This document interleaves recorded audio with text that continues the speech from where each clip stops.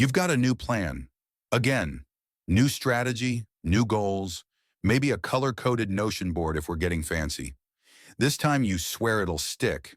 You're going to wake up early, do the habits, stay focused, move forward.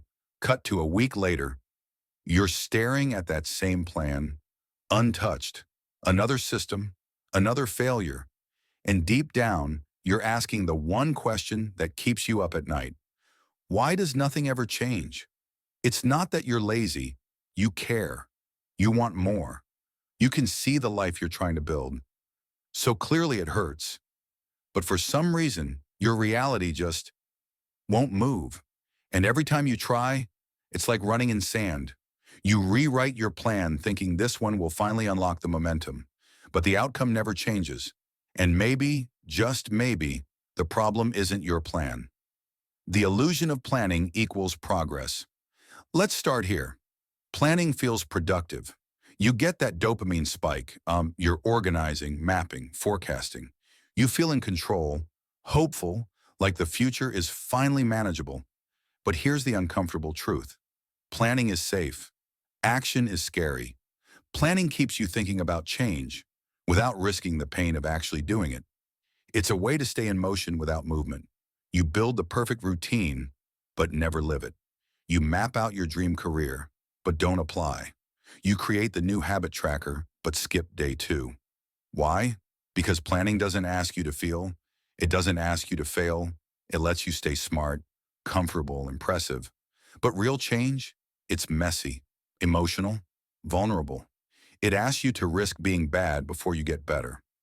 You're not lacking discipline. You're avoiding emotion. Let's be brutally honest. You don't keep avoiding your goals because you lack willpower. You avoid them because they make you feel something uncomfortable. Fear of failure, fear of success, fear of judgment, fear of finding out you're not who you thought you were. So what do you do instead? You build a new plan, because tweaking your plan feels like progress, but it keeps you emotionally numb. Every time you rewrite your plan, it buys you relief, but it delays the real work, confronting what you're actually afraid of. You're not building a life. You're editing a fantasy.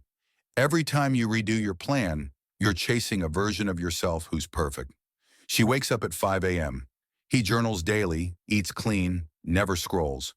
They are productive, balanced, healed, attractive, and somehow never tired. But that person doesn't exist. They're a fantasy. And worse, you're using that fantasy to avoid forgiving your real self. Your real self is messy. They forget things. They get overwhelmed. They binge watch shows and procrastinate and question everything. And they need your support, not your punishment. But when you keep fixing your life with new plans, you're quietly telling yourself, you're not good enough yet. You're not improving. You're rejecting. And that's why nothing sticks, because no one thrives under constant rejection, not even from themselves. Clarity doesn't come from thinking, it comes from doing. If you feel stuck, it's probably because you're waiting for perfect clarity before you start. You want the map, the method, the master plan. You want to know exactly how it'll work before you take the first step.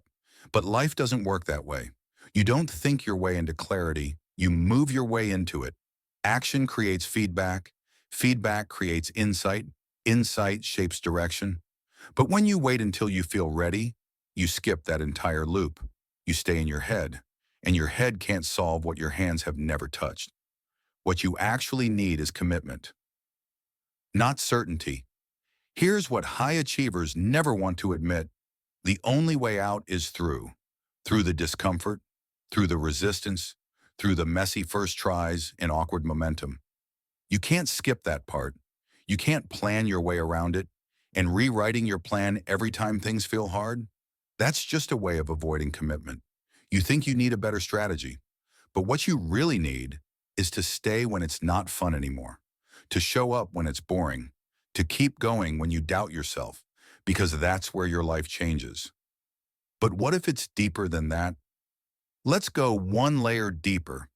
What if the reason you keep stalling isn't because you're unmotivated, but because your goals don't actually belong to you? So many of us build plans around what we think we should want: a certain body, a certain income, a certain lifestyle. But deep down, it doesn't resonate. It doesn't excite. It doesn't feel true. So of course you stall because your soul refuses to pour energy into a life that doesn't feel aligned. You don't need a better system. You need a deeper why. What to do instead? All right, let's stop the cycle.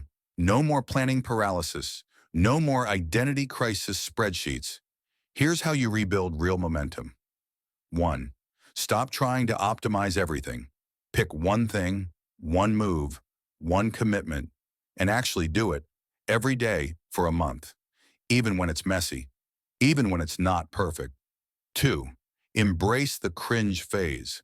Every beginner feels awkward. Every first draft sucks. Every new habit feels unnatural.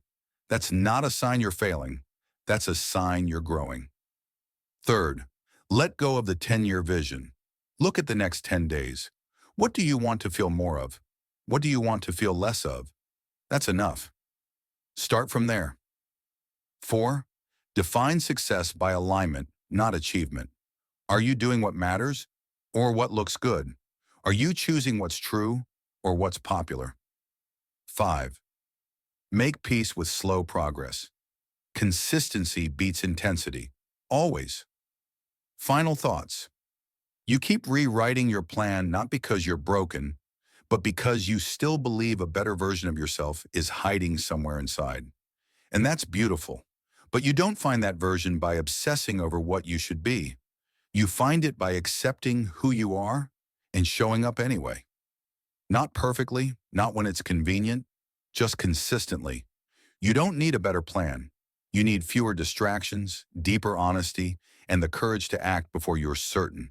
So stop editing, stop overthinking, and start living your life like it actually matters.